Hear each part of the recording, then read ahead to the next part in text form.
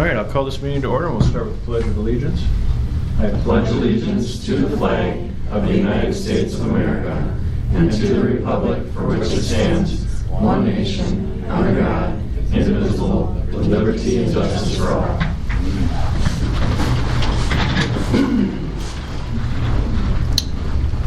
All right, so first item of business is the approval of the minutes of the regular board meeting March 4th. Everyone's had a chance to read it. I will entertain a motion. I'll make a motion to approve the minutes. It's been properly moved and seconded to approve the minutes of March 4th. All in favor signify by saying aye. Aye. All opposed? Motion passes. The next item of business then is our monthly transactions. Approval of general fund vouchers 81-171 through 81-270 and wire transfers 2024-0390 through 2024-0443. I move to approve the general fund vouchers and wire transfers as read. Second. It's been properly moved and seconded to approve the general fund vouchers as read. All in favor signify by saying aye. Aye. All opposed? Motion passes.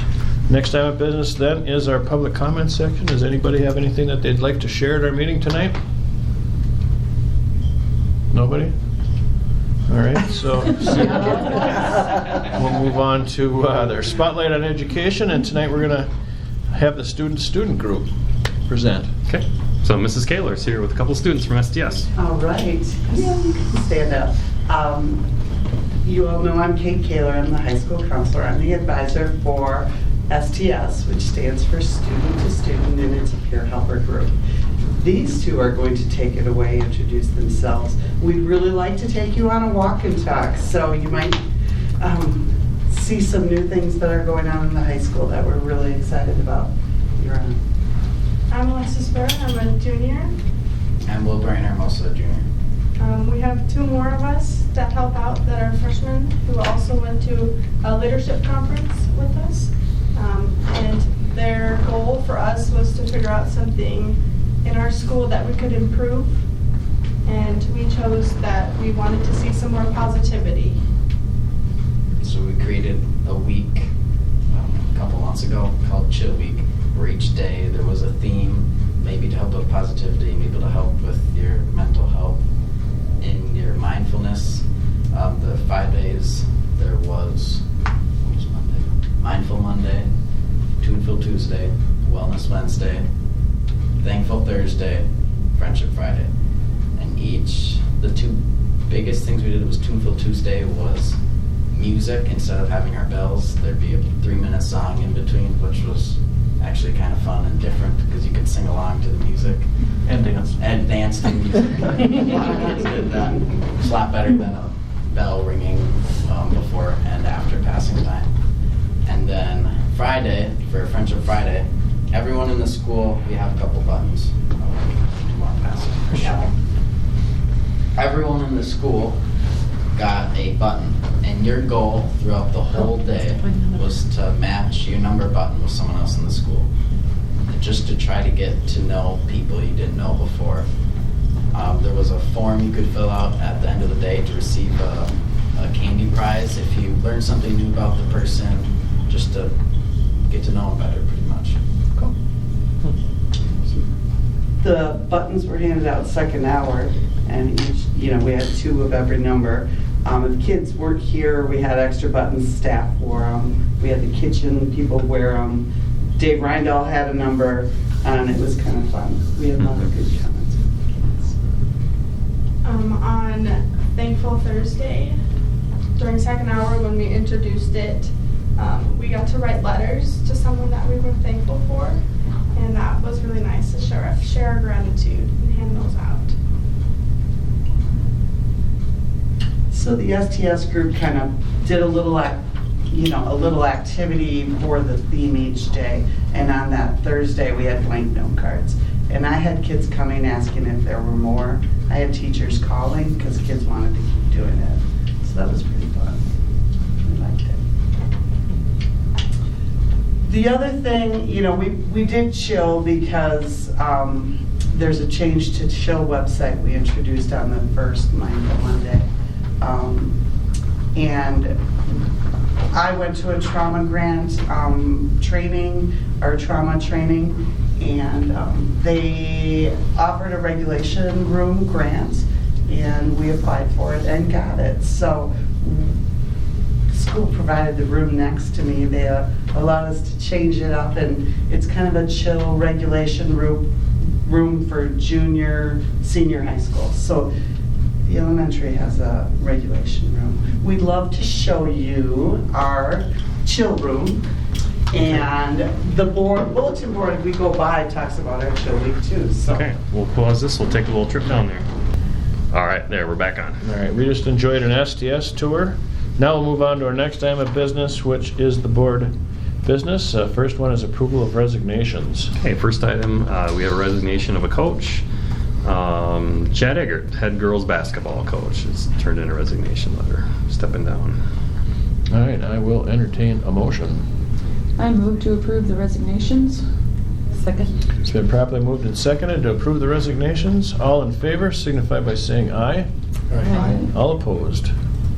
Motion passes. The next item of business is our approval of hires. Yeah, so we have a new elementary special education paraprofessional, so that is, Mrs. Anderson went through the hiring process with her group over there, and Amber Schmidt is going to be starting, I don't know if it's later this week or next Monday, elementary special ed paraprofessional. All right, well, I will entertain a motion. I'll make a motion to approve new hire. Second. It's been properly moved and seconded to approve our new hire. All in favor signify by saying aye. Aye. All opposed? Motion passes. The next item of business then is our consideration or approval to request to switch athletic conference affiliation. Okay, so we've discussed it here at the board a few times. We had the public meeting on March 26th. I think there were probably 25 to 30 people there total, 25 maybe community members. I thought it was a very thoughtful discussion and a lot of good questions and a lot of good insights from the people there. We did do the survey online, and I just had that pulled up and then I closed it apparently. Oops. So I think we had not a lot of people respond, like maybe just under 20, 18 or 19 people, if you've got it pulled up. And 18. Kept recalculating the average on there, but I know it was just shy of 4. So we had a scale of 1, meaning I strongly feel we should remain in the Lakeland Conference. 5, I strongly feel to switch to the Dunn St. Croix. And so it was, just shy of 4, 3.9, 3.8, something like that every time I kept recalculating it.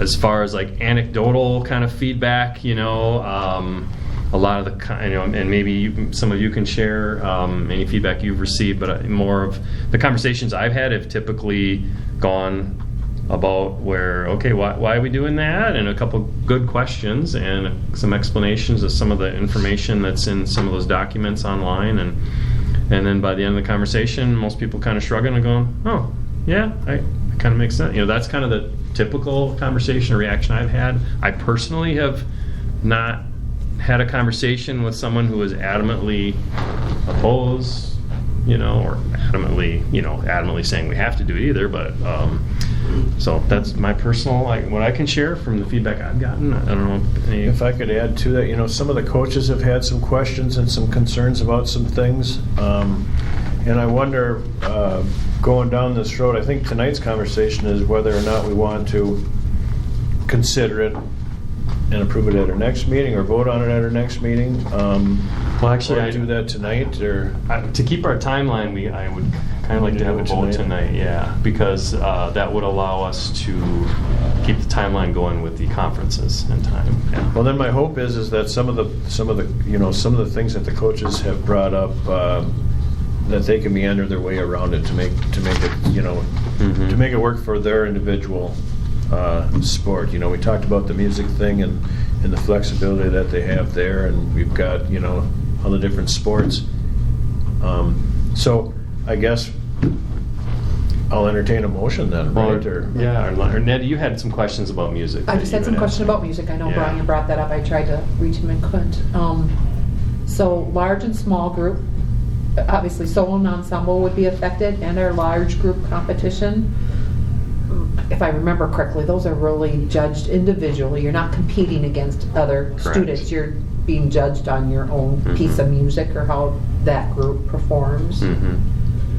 So I So- reached out, oh, go ahead, sorry. didn't So mean I to- just think it would be travel time, just bigger schools, maybe coming here. If we were to host, we would have to have a lot more volunteers because we would have to host every 6 to 7 years.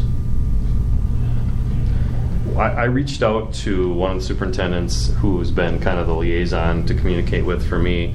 So I asked, hey, how do you handle all the different various musical things from all conference or our honors, band and choir, and large group solo ensemble and so on. So what I found out was they do an honor band and choir. They do it for the high school. They don't do a middle school honors band and choir in that conference.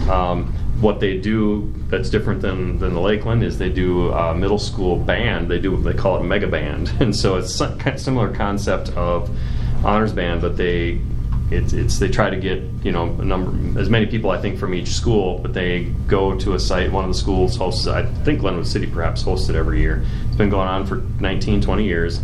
And they practice ahead of time. They go, they spend the day rehearsing and learning, and then they all play together. And it's, at first I thought, well, that sounds kind of different, but I guess it's wildly popular and people really like it. I asked about large group solo and ensemble. Large group, so that's governed by the Wisconsin School Music Association. So you have the choice every year to do a large group performance and get judged. Go to a large group festival, or you can have a clinician come in and work with your band. Over the years, most of the time, we usually go to large group festival. In my time here, though, I can think of probably 3-4 times where we've had a clinician come in instead because the director thought it made more sense. They tend to, I'm told, in that conference, they tend to do clinicians coming in and not have a large group festival. With that said, I'll come back to that. And then solo and ensemble, they kind of do like us. They don't do the whole conference together. They kind of break up in their little niche. So we do, Clear Lake, Clayton, Turtle Lake, Prairie Farm, Shell Lake, typically for solo and ensemble. They do a similar thing. So for example, this person was in a group. They do Elmwood, Plum City, Spring Valley, Durand, and Ellsworth, actually, who's not even in their conference. So they kind of go by region. So I think I got the strong impression that there'd be a lot of flexibility. Like if our music program really strongly felt like, hey, we want to keep doing large group, I didn't think they would not stand in the way of us saying, hey, we really want to do large group with our group that we've always done it with, that really wouldn't be a problem. So I think that felt reassuring too, because I can see where our people would really want to stick with that. I think it'll give some flexibility. So those were all really, really good questions. I think if I left anything out with that. Any other music questions or?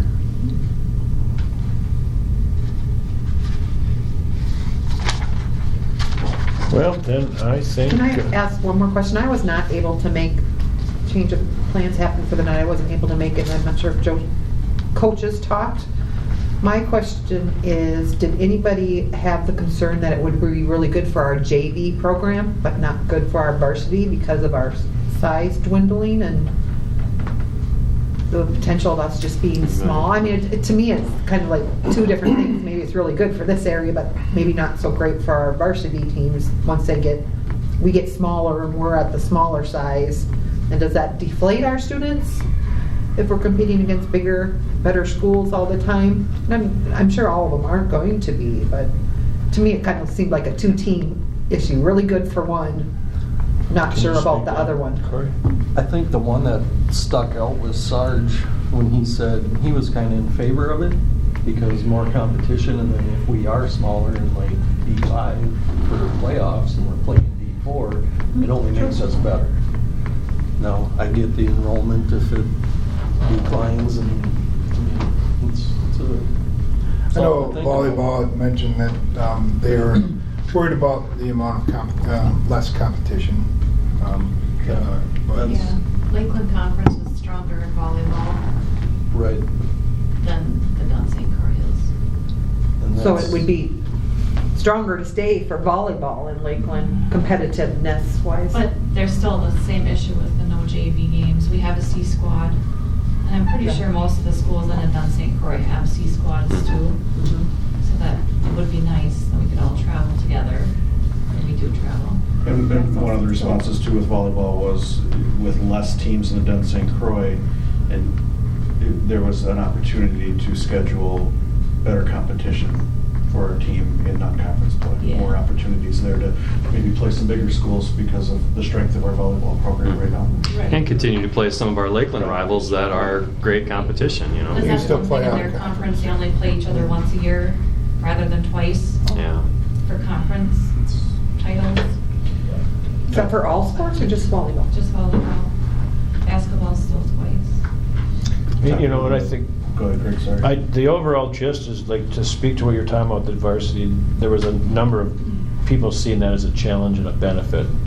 Okay. Yeah, So- that's kind of what I took out of it from listening, but wrestling's gonna benefit probably the They're most. probably the most, yeah. I mean, this decision, I guess I don't take lightly. One thing about wrestling that in a discussion I had is, you know, they have dual meets still. They have more teams that are full, so they can have more dual meets, which is a strength. I asked about the conference tournament and if they rotated, and they actually said, so they had done a conference tournament with the Big Rivers Conference for a number of years, and they said that since COVID, they really have not had that conference tournament. So I just, but however, they said this person shared that there was talk of resurrecting it, and I said, well, I can't speak completely, but I said my guess is that our wrestling community would be very in favor of resurrecting that and helping to do it and be part of it. So, but yeah, definitely more dual meet competition.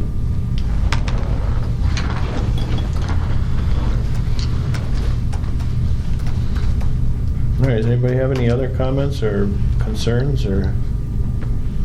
All right, seeing none, then let's put this to a vote and move on with our district. I will entertain a motion. I'll second. First, have to make them. I make a motion to make a decision on, To move to. do I do it to approve or to make a decision? I think You make a motion to switch athletic conference affiliation. approval of request to switch. Yeah. I make a motion for approval for the request to switch conference affiliation. Second. It's been properly moved and seconded to approve the request to switch athletic conference affiliation. All in favor signify by saying aye. Aye. All opposed? Motion passes. The next item of business then is our approval of environmental services contract, CISA 10. Okay, so this is broken out from the CISA 11 contract. In past years, it was embedded within the CISA 11. This year, CISA 10, they've got a new administrator. They're doing some things a little differently, so they're doing direct billing. And so I got this about the same time as the CISA 11 one, but I had questions. I'm reading through it, and it says things like, you know, you're signed up for the platinum service. And I'm like, wait a minute, platinum service? What, you know, so I had to do a little digging, and I asked some questions. And what I found out basically was it's the same exact service we've always gotten from them, and it's the same price as last year. So, but anyway, so I'm just bringing it to you as a separate item, and just for awareness, it's not that much money, but it's our environmental services contract, so they help us to stay in compliance with, you know, things, you know, chemicals, you know, like in, you know, the chemistry lab, or chemicals down in the custodial area, the bus area, having our, why can't I think of the... All the material safety data sheets. Yeah, thank you. Safety protocols with having chemicals. Yes, thank you. That's what I was trying to think of. Having chemicals on site. You know, environmental scans and, you know, just safety inspections, you know, everything from radon to playgrounds to noise. You know, or if we have a question or concern, we can call them and ask them, okay, we have a concern with a strange smell in this room. Is it mold or air quality testing, things like that. So that's what it is. I move to approve the environmental service contract with CISA 10. Second. It's been properly moved and seconded to approve the environmental service contract with CISA 10. All in favor signify by saying aye. Aye. All opposed? Motion passes. Next item of business is consideration approval of heating and cooling maintenance contract. Okay, so if we go back a few months and revisit our discussion about the elementary chiller system, we worked with Kraus Anderson. Really was helpful to us in finding some vendors who could come in and dig into that chiller a little bit more. And one of the group that ended up coming in was Bartengale Mechanical, and they're based out of Eau Claire. And anyway, they were able to finally find a way to fix that chiller and get it operational, and we're going to be able to keep using it until we look to the hopefully near future, maybe that we might need to still replace it. But one of the things that came about from that conversation was doing an annual maintenance or service contract, and they had a representative come and meet with Mr. Osmondrud and me to discuss how they do that. And they offer a plan where they'll come in and do your inspections of your boilers every year, which is something that we have to do by law. I've learned, and something that we do. We hire somebody to come in and do that now. And we were truly impressed with the work that they did and their professionalism. So they'll come and do our boilers. They will also inspect our chillers and our AC system. Tom is not necessarily feeling like he needs the chiller system right now. So the main request is for the boiler service. So as you can see, it increases a little bit, but it's about $3,000 per year. But they come in, they take it apart, they test it, and they also just do a general inspection. And I've spoken to another superintendent, retired superintendent who through WASDA, who used to do a similar arrangement with his district, and he said when they started doing it, it was really a benefit. He felt because they warded off so many bigger service issues. He said it might be a really good investment. He said you spend that money for that maintenance and it saves you a $10,000 bill when something breaks or something burns out. I guess I would recommend that we adopt. Again, Tom is basically saying he would like the boiler service. We could approve both and then kind of give him the discretion to just do the boilers, or if you just wanted to approve the boilers only. I guess that was his ask or his request. So it was a 3-year deal for $2,864, $3,007, and $3,158 for each year. That being said, that's probably a good idea to maybe frame it up as giving him the discretion on the cooling. That way, when these guys are looking at the system, the whole thing is under their wing rather than just one part of it, right? So I guess that's my only comment. I think, we're on the last legs of this chiller. I think we should put everything we can into making sure it lasts as long as we can. We also have the cost of it. And, Yeah. It's not that old. It needs to kind of keep going. Right. So you guys are saying then you're saying we approve both of them, Yeah, I and think we'll let we should, Give Tom the discretion if maybe year one he doesn't. I think right now he doesn't feel like he needs the chiller to be looked at because it just was gone through thoroughly. But maybe he throwing would. in resource we can at making sure that it's as long as we can. Yeah. When you look at the cost of this versus the cost of replacement that we saw, that was pretty scary. All right, then I'll entertain a motion. I move to approve the heating and cooling maintenance contract. Second. It's been properly moved and seconded to approve the heating and cooling maintenance contract. All in favor signify by saying aye. All opposed. Motion passes. The next item of business is the consideration and approval of vehicle purchase. And Chris, we've got a number of bids on that item, so we wanted to move that into closed session, but is there anything that you'd like to say before we table that, Chris? Basically, without getting into detail, the gist of it is that our white van, our 12-passenger van, should probably be replaced, and so we're looking at, and we have a favorable trade-in for it, and so we're considering trading that in and purchasing another vehicle, probably a large SUV type vehicle that would haul 8 passengers and be able to tow the trailer for band and football equipment and other equipment too, but those are the main things that it gets used for. And then we're also looking to likely trade in. We have a wheelchair van that hasn't really been used in a number of years, and we're also getting a favorable trade-in value on that too. So we're feeling like we could trade those 2 vehicles in, replace the large van with the large SUV, and I think that it might be a good time to do that right now. So currently we have 3 minivans, the 12-passenger van, and the wheelchair van. So we would move down to the 3 minivans and the one large SUV. Okay, and we've got a number of bids with that we'll talk about in closed session, so we'll table that if you guys are okay with it. And then we'll move on to our next item of business, which is consideration/approval of elementary school surveillance camera update. Okay, so as I mentioned in my notes, the elementary cameras were installed in 2014 with the remodel, and they're 10 years old, which doesn't seem like much, but the way technology works. So the DVR, which is the software part, and it's all the signal comes into, and that's where if a person wants to go in and look at the video live or look at recorded video, that's what you do it through. So it's a big interface. I think we currently have 26 cameras at the elementary school, if I recall. Mrs. Anderson, do you know off the top of your head? I think it's 26. Anyway,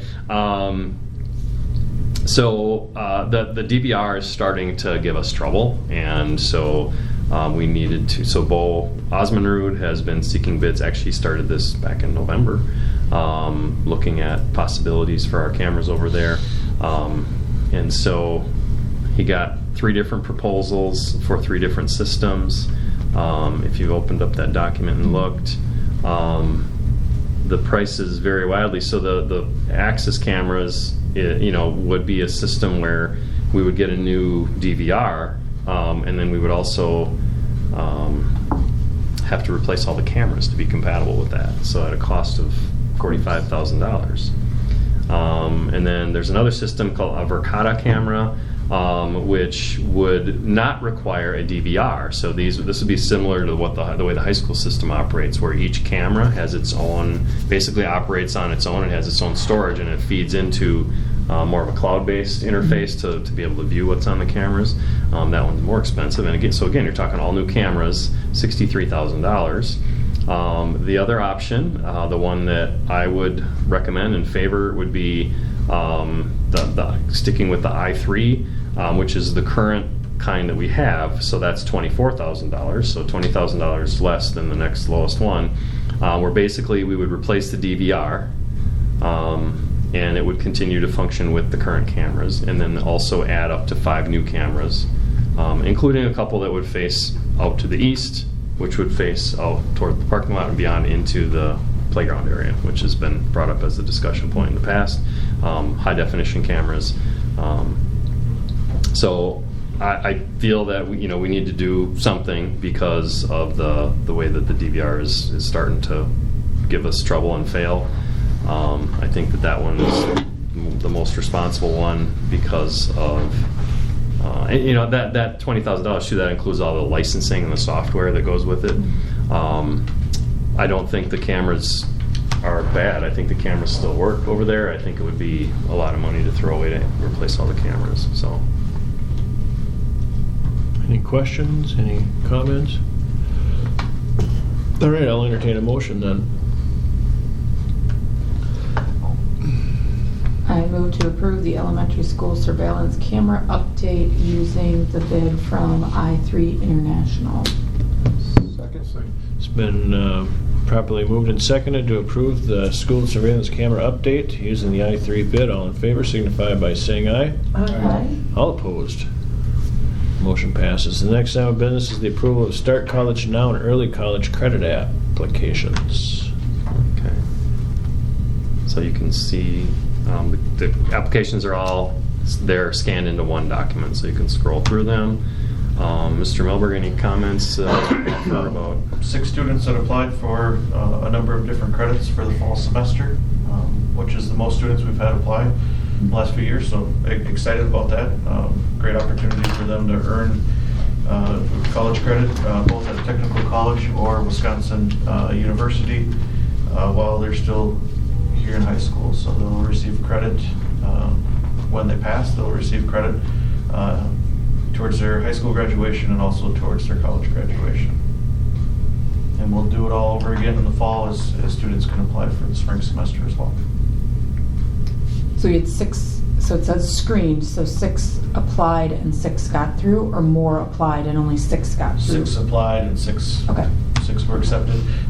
The only thing is they have to meet certain criteria, and at this point they have, but that Yep. could change between now and the fall, and then we would have to, just not purchase those credits, but I wouldn't anticipate that happening. It hasn't happened yet, so. Okay. I'll entertain a motion. I'll make a motion to approve the dual credit applications for the fall of 2024. Second? It's been properly moved and seconded to approve the Start College Now and other college credit apps. All in favor signify by saying aye.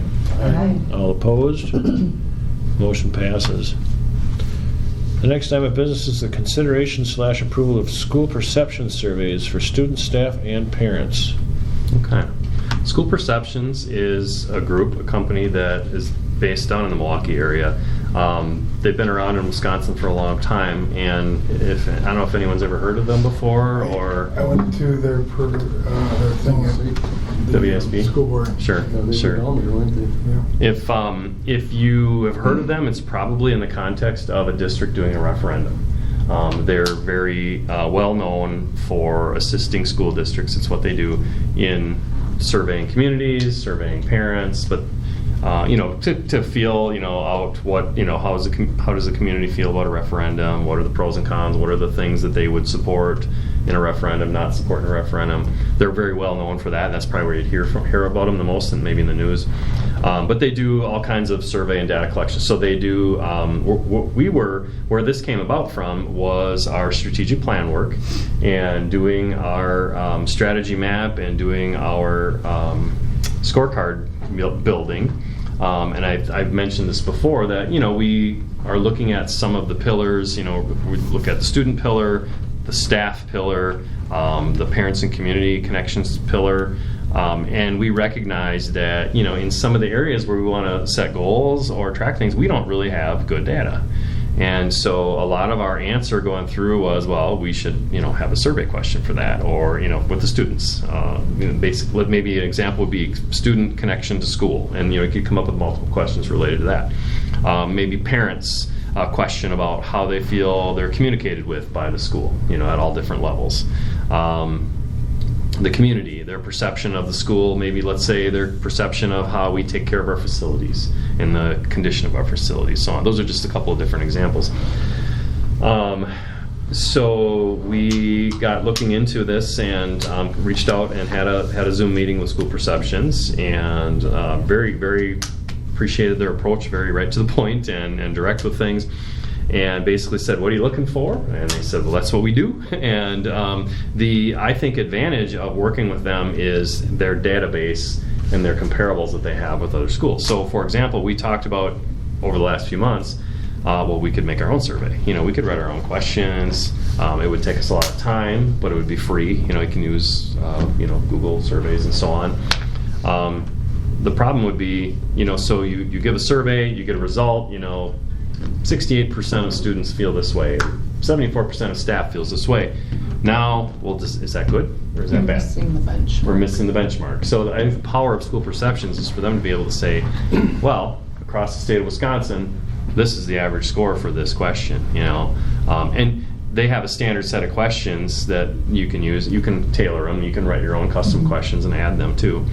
But the power of having some of those standard questions is you can compare across the state. You can compare, hey, pick a school that's demographically a lot like Clear Lake, rural, 600 kids in the district, blah, blah, blah. And, they can say, well, hey, you guys are, you're below average on this point, or hey, you're knocking it out of the park on this point.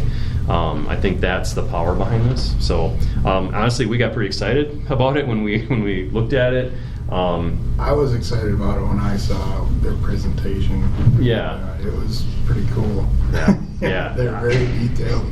They have a very good reputation. And I also saw they used it, an example too of using that with the yearly administrator review, and those results and that kind of stuff was, I don't know how flexible they are with the contract or what, but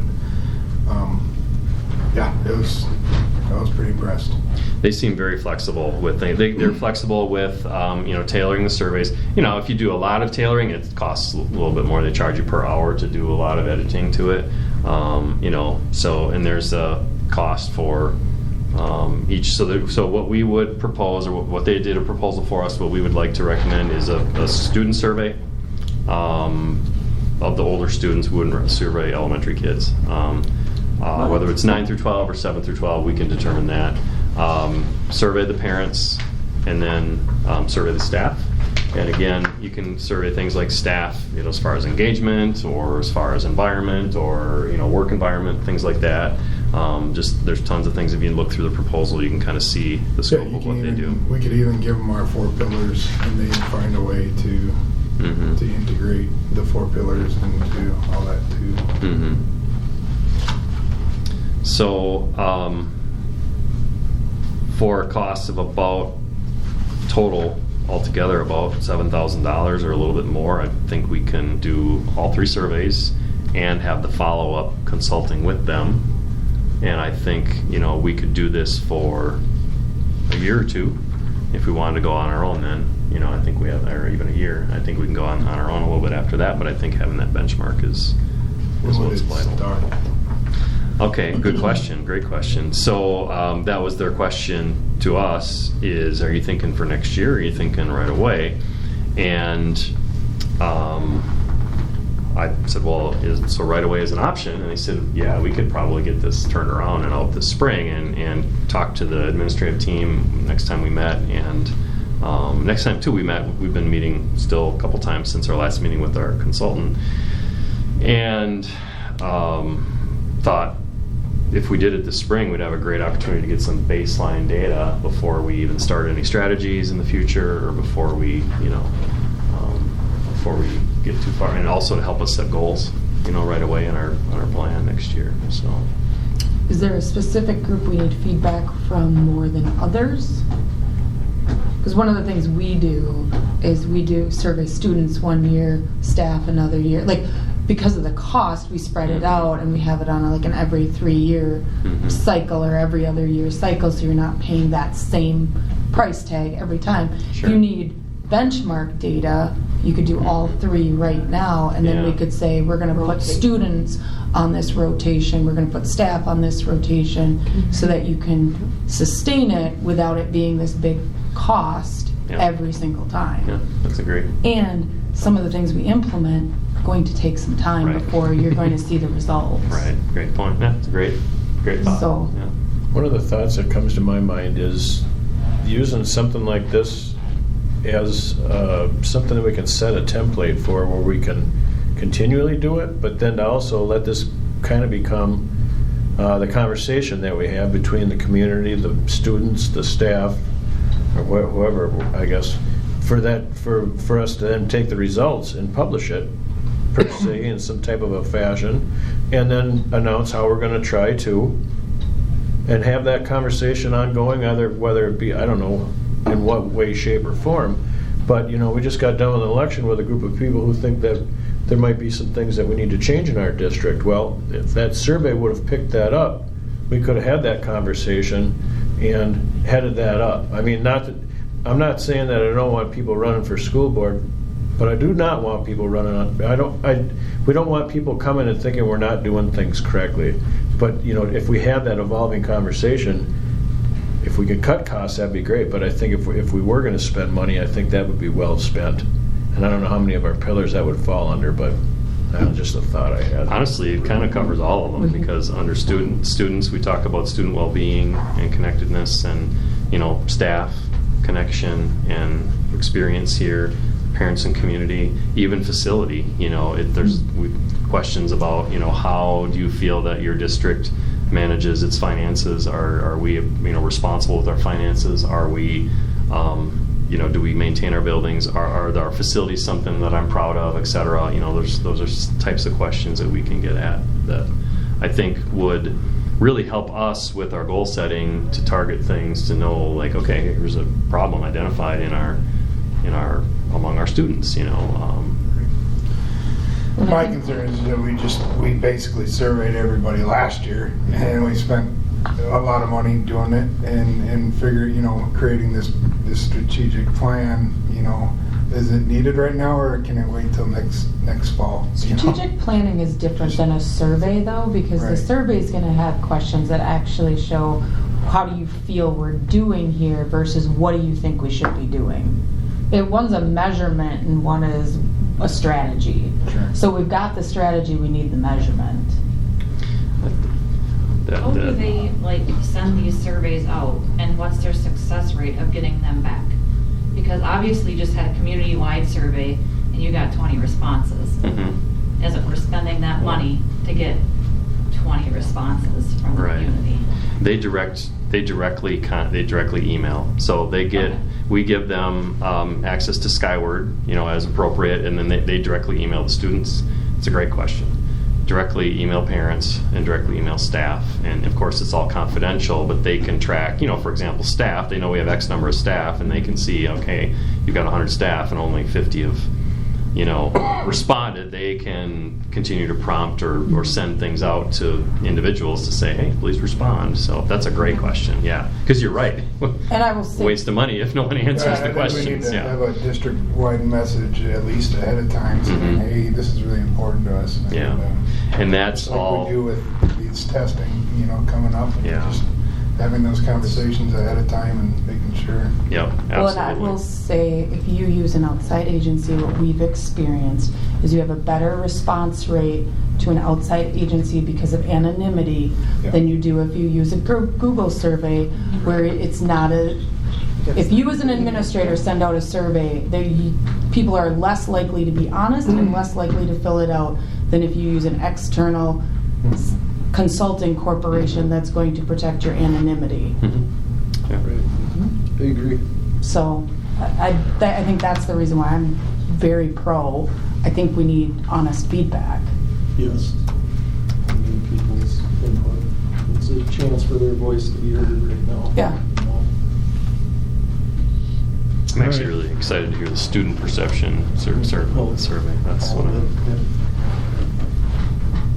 Well, sounds like we better bring this to a vote then. I'll entertain a motion. I move to approve the school perception survey for students, staff, and parents. All second. It's been properly moved and seconded to approve the school perception survey for all students, staff, and parents. All in favor signify by saying aye. Aye. All opposed? Motion passes. The next item of business is the approval of a copier printer lease agreement. Okay. It sure feels like we're spending a lot of money tonight. It feels so. No, we're spending a lot of agreements. Later we will spend the money. Yeah. So, anyway, so again, I want to compliment Bo Osmond-Root. He's worked very hard, probably for really about a year, on our copier and printer lease renewals. So. We are in the final year of a 5-year contract with a vendor,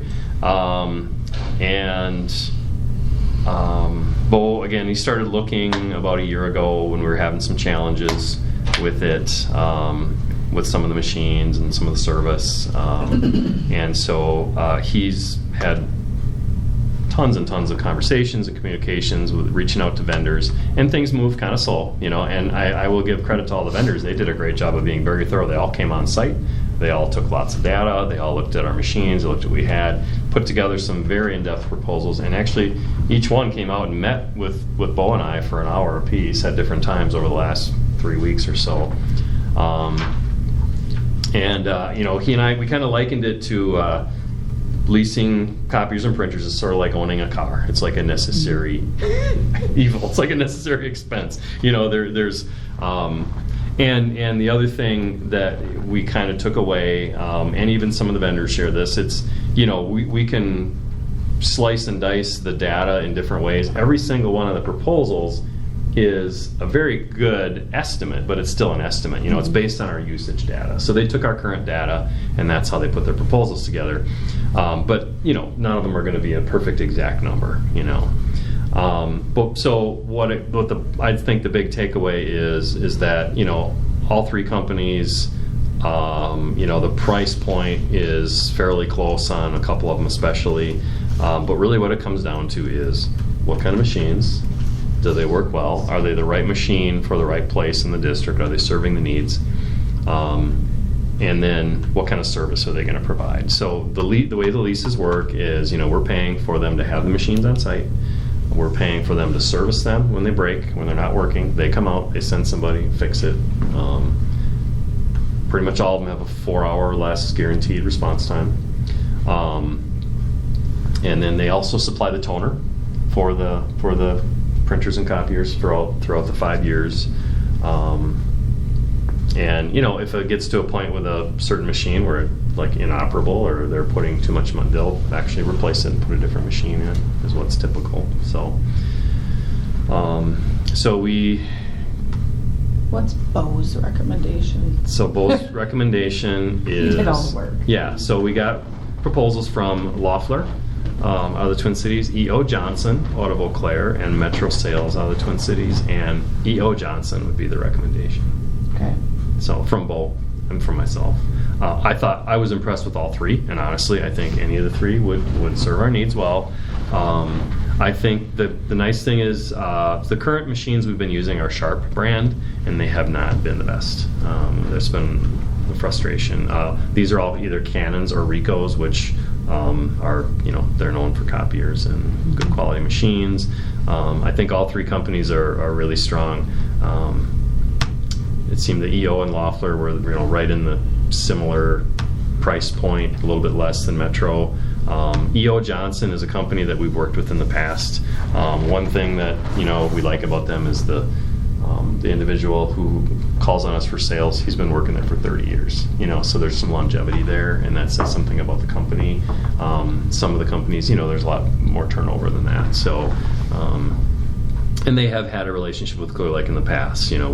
Prior to this contract, we had contracted with them before. So, one thing we also liked about it is that they're, I think I mentioned this in my notes, our service tech would be a dedicated service tech, which most of them do, but out of Cumberland. So, fairly close by, not coming from, Edina or, Eau Claire or whatever. So the recommendation is E.O. Johnson. So, any other questions about that? I will entertain a motion. I move to approve the copier lease agreement based on the quote from E.O. Johnson. Second. It's been properly moved and seconded to approve the printer lease agreement with Johnson. All in favor signify by saying aye. Aye. All opposed? Motion passes. The next item of business then is the discussion of CISA 11 Joint Board Superintendent Spring Meeting, April 4th. All the board members are there. I guess I'd open it up to any of you who would comment. I enjoyed going. Definitely opened my eyes. It's interesting, the demographics and where things are headed, for sure. I think it'll definitely keep my mind open to how we hire in the future, and I think it also maybe think about our students and their future too, and how different it's going to be than when we all grew up. And there's some of the curriculum that we gotta probably think about going forward. It's always fun listening to a speaker who's at the 10,000 foot level, looking ahead.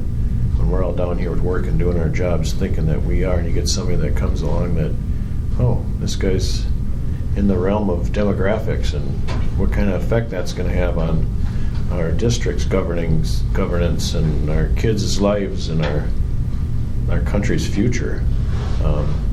So it's always fun. Any takeaways?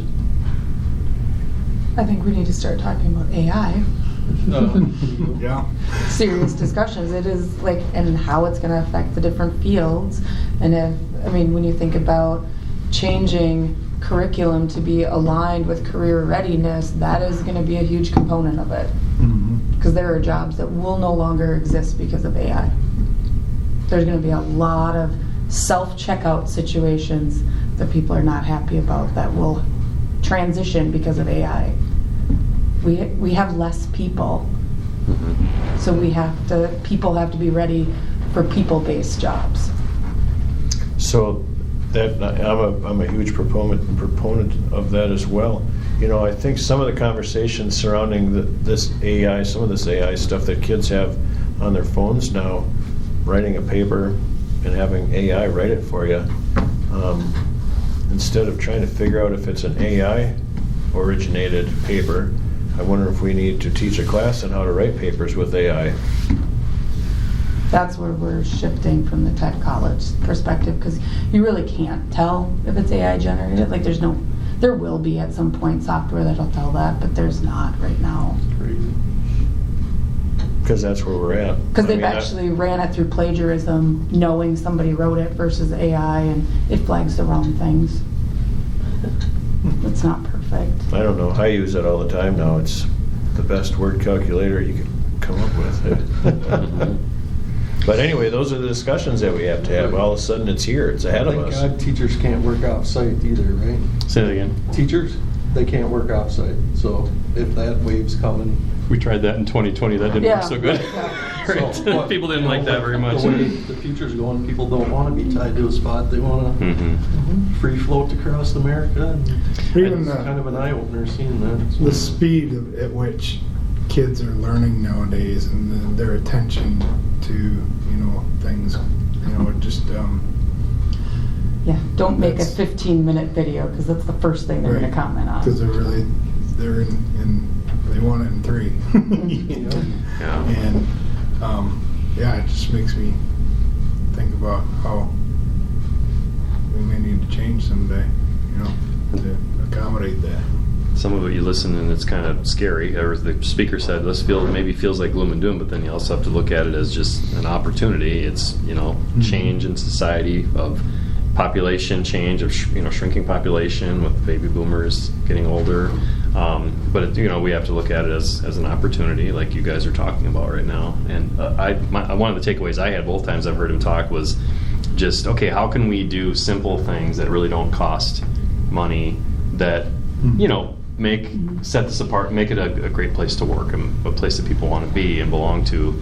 I think that was one of my big takeaways, is what can we do to set ourselves apart culturally, as a district, as a place to work, as a place for kids, for places for parents to want their kids, Yeah, The other that's... thing go ahead. No, go ahead.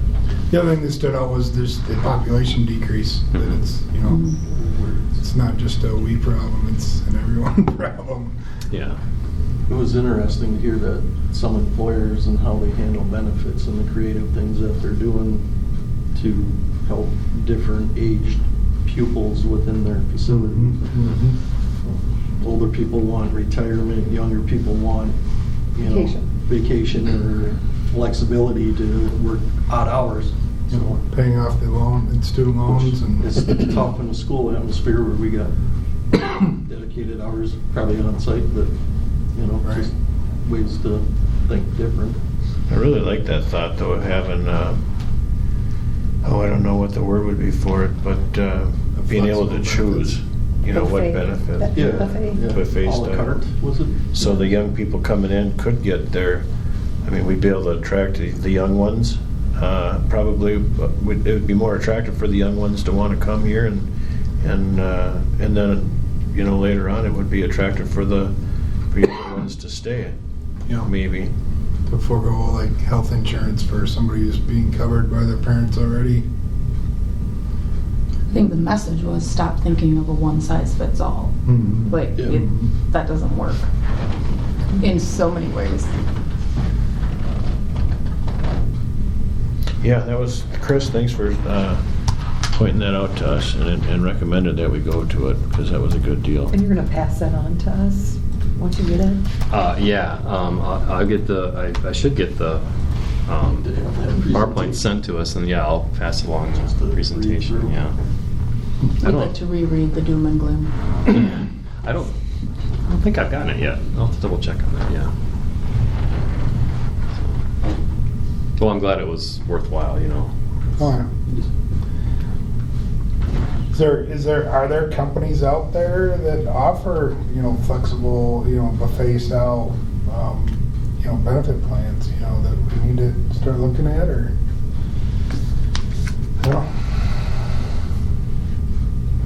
Some of the items would be things we decide. It's not that we need to get it from a company. It's, Yeah. do you Mhm. want It'd health be a insurance or do company. you want your loan paid back? What? Mhm. Right. And we already offer Is there a company that a helps stipend us for not taking insurance. Mhm. navigate that or something, I don't know. Mhm. Yeah. Help us work through that. What if a CSAP would have something, I think there are some companies that might assist with benefit analysis and stuff. I'd have to do some research on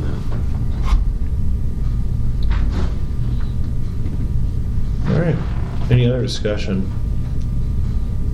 Then we will move on to our next item of business, which is review of the school board election and canvas committee. Okay, so election was last Tuesday. Canvas committee met last Thursday, verified the votes. So congratulations to Nettie and Christy for being reelected to the board, and thank you for your willingness to serve another 3 years and serve the community. The final results, well, I guess they're sideways in my document here, but Christy Korbernick with 377 votes and Nettie Grote with 361 votes. For the 2 spots, there was a write-in, Ryan Burr with 261 votes. And the top 2 vote getters have the 2 empty spots. So again, congratulations to Nettie and Christy. The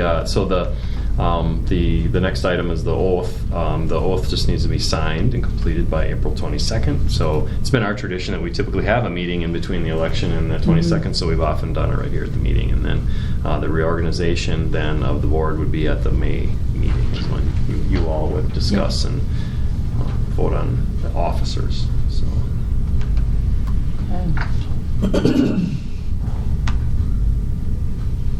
All right. Well, then the next item of business is our official oath of the new board members. So here's the documents. I don't know how you want to do it, Greg, if you want to How just have we read done it it? or have them. You guys got to put your hand in the air. Are you serious? Because they can see this on the recording? Here. But you're going to read it for us. If you want me to, I can. Want us just to read it? Somebody could read it out loud just to see Yeah. what it's, so people know what it says. I can read it. I, Nettie Grote, who has been duly elected to the Board of Education of the School District of Clear Lake, but have not yet entered the duties thereof, swear that I will support the Constitution of the United States and the Constitution of Wisconsin, and I will faithfully discharge the duties of said office to the best of my abilities, so help me God. That's what it says on there. So. So I signed both places. Yeah, it does require the clerk's signature on the bottom, so yeah, you'd sign Sign both this places.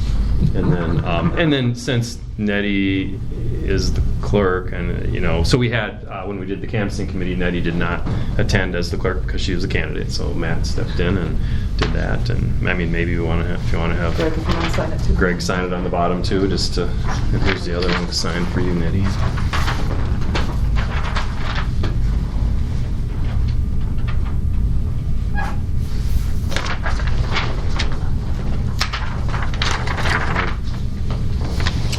All right, congratulations, new board members. Then our next item of business is to selection of board representative for the CISA 11 annual convention on June 3rd. Ooh. Okay, yeah. They call it an annual convention. Really what it is, it's an annual meeting. So they are required by their charter, by statute, that they have to have an annual meeting, just like school districts do, and all the 39 members, which is the 39 schools in CISA 11, are asked to send a representative. So I don't believe that if we don't have a representative there, we're going to get kicked out or anything like that. But we're all invited, or every district's invited. So I don't remember who went last year. If it was Corey, yeah, Yep. you went. You were just and- newly elected. Well, I guess it's our tradition that the new board members go every year, huh? Yeah, Matt. So, It's Monday. if anybody It's a Monday. wants to volunteer to go, or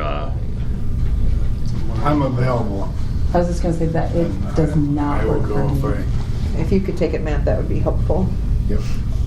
Thank you. Otherwise I can again Do they have food at this meeting? if, no, I don't have snacks.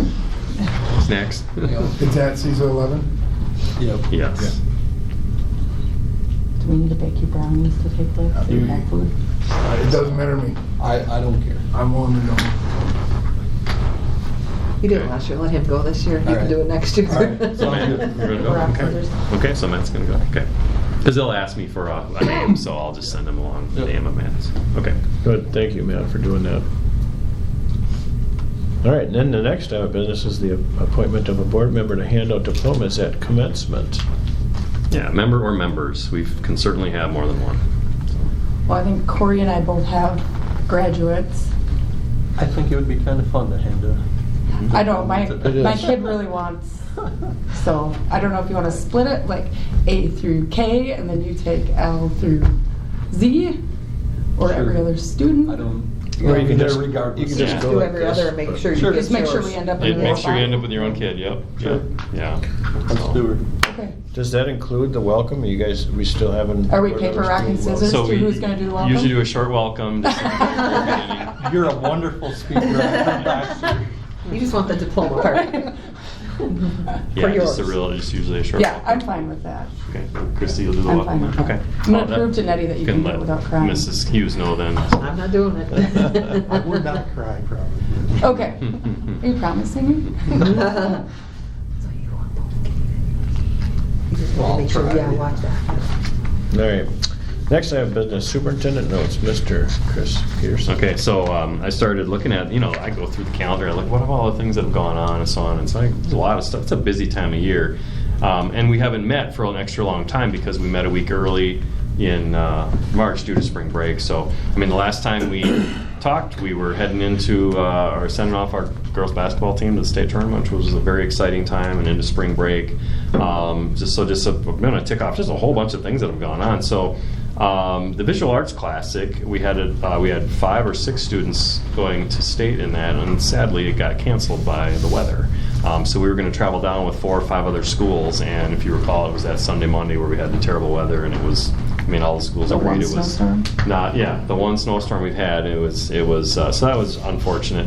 Mr. Lukey, who was a brand new first year teacher, he was really, really great to work with. He was very organized and really appreciated his approach to everything, and apologized, to him and all the students. It's unfortunate that it was canceled. ETS Performance launched on March 18th, the day after spring break, and started working with students. So again, they're working with in-season athletes who are on a team, and then they also are available for out-of-season athletes. They were also looking. They were going to launch the middle school and younger age stuff today. I think was going to be the first day. They did get enough students to run it, so that was going to launch today. Forensics, we have 5 or 6. Mrs. Anderson, maybe just be good. 6 students attending. State made it to state. That'll happen on April 20th. Solo and ensemble happened a couple weeks ago at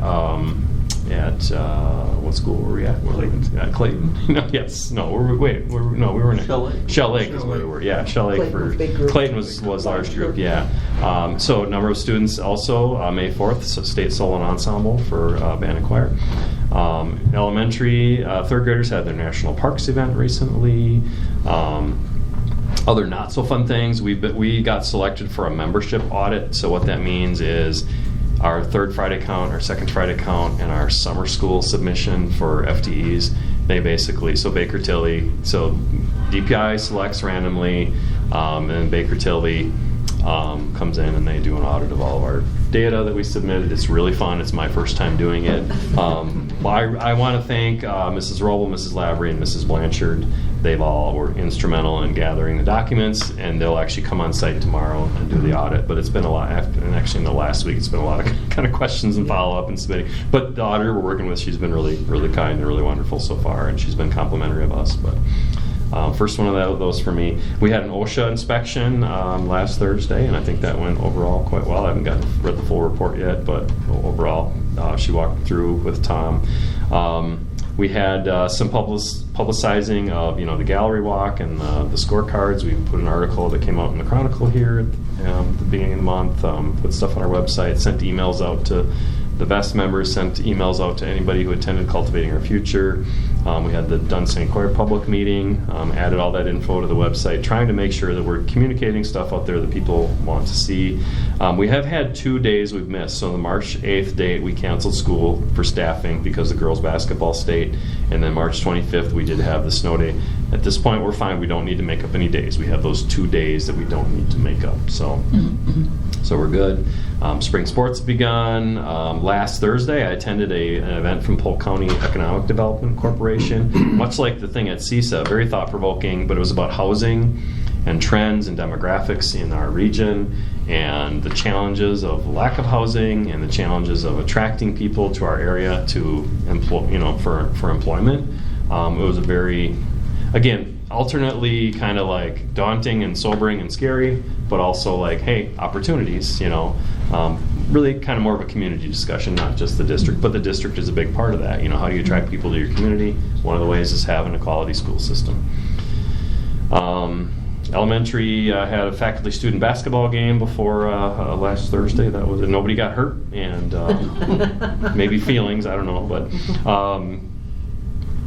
PTO bingo night last Friday, elementary parent-teacher conferences last Thursday and this Tuesday. The FFA banquet's coming up on April 20th. We've had a couple additional meetings, our admin team with our strategic plan consultant, Brad Saron, continuing to work on that. We're in the midst of budget requisitions for next year, so it's starting to heat up in the business office with ordering things.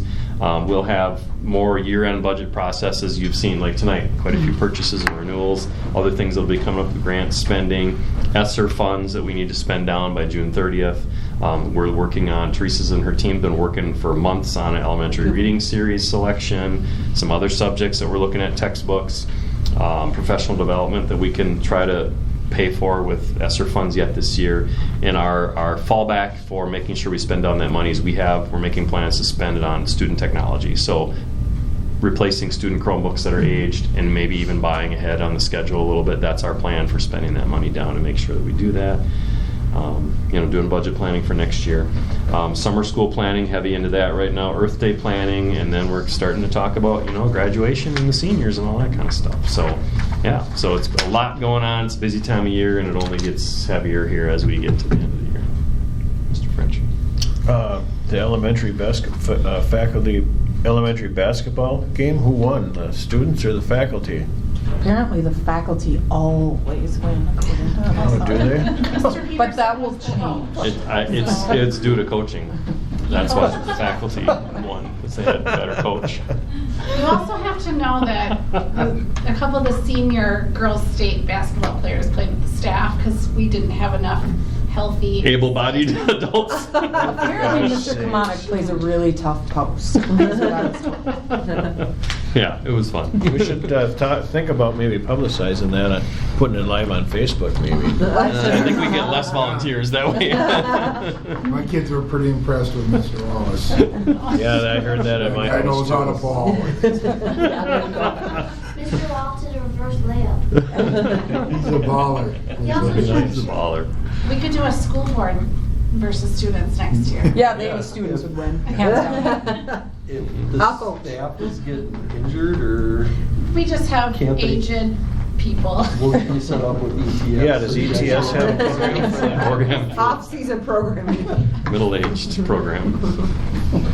So, a lot of good stuff going on. A lot of things. A lot of busyness. Well, that sounds good. All right, so then, any questions, any other questions for Chris? Then the next item of business is our contemplated closed session. Pursuant to Wisconsin Statutes 19.85, paragraph 1C and 19.851E, the board will discuss staffing, discuss staff compensation, and deliberate or negotiate the purchase of competitive bid proposals. I will poll the board. Nettie? Yes. Corey? Yes. Myself, yes. Christie? Yes. And Matthew? Yep. All right, we will be in closed session. Is the library open across there? And we're back in open session. First item of business back in will be our future agenda items. Does anybody have anything? Return to open. Oh, wait. Corey's motion. I will entertain a motion, I guess, first. I'll make a motion to trade in the 12-person van and the wheelchair van to purchase new Suburban from Amory Chev. Second. It's been properly moved and seconded to trade the van and the wheelchair van in for the Suburban. All in favor signify by saying aye. Aye. All opposed? Motion passes. Now we'll move on to our future agenda items. Anybody have anything that they want to put on our future agenda? The hiring process. Yeah, we want to talk about hiring process transparency. Anything else? I know I'll have lots of budget items for coming down the road here in the next few months with the year-end spending. You thought we spent a lot of this meeting. Nah, then I will entertain a motion to adjourn. I move to adjourn. Second. It's been properly moved and seconded twice that we adjourn. All in favor signify by saying aye. Aye. All opposed? Motion passes. We are adjourned.